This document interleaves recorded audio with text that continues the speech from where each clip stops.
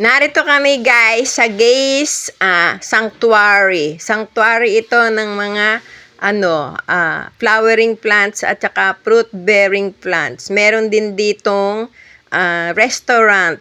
Yan. Ngayon, nandito kami, nag-aura kami diyan sa place at aming ino-ocular visit ang kanilang mga iba't ibang party ng place. Maganda talaga dito, maganda. Ayan na. Nariminis pati namin yung mamasyal kami doon sa isang resort. Nalakad kami ng lakad, nakarating kami doon sa kaduluduluhan na kami pala ay 3 hours nang iniintay ng aming mga kasamahan. Magkasama kami diyan ng aking pamangkin. At ayan, eto na naman kami. Oh, kami ay umaaura na naman at kami ay lakad ng lakad na naman at kami makakarating doon sa dulo hanggang sa kami ay makarating na sa boundary ng Tanay at Pililya. Yan na. Makakarating na yata kami dun sa Talim Islands. Ayan, oh. Aura pa ng aura. Sige, lakad lang. Kendeng, kendeng, kendeng, kendeng. Yan, Okay, uupo muna ang senyora at umaaura habang umaaura. Ayan. O, pinapakita namin ng place.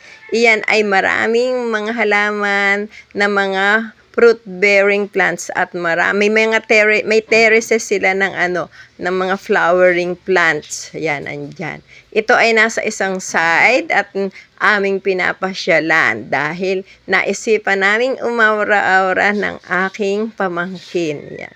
Kami ay laging magkasama sa aming mga mga pag-aura-aura. Mahilig kaming magpunta sa mga iba't ibang place dito sa aming lugar at saka nga pala sa iba ring lugar mahilig kaming magpunta. Pag nakita namin doon sa Facebook halimbawa at merong bagong mga lugar, pinupuntahan talaga namin yan at aming ino-ocular visit. Yan o.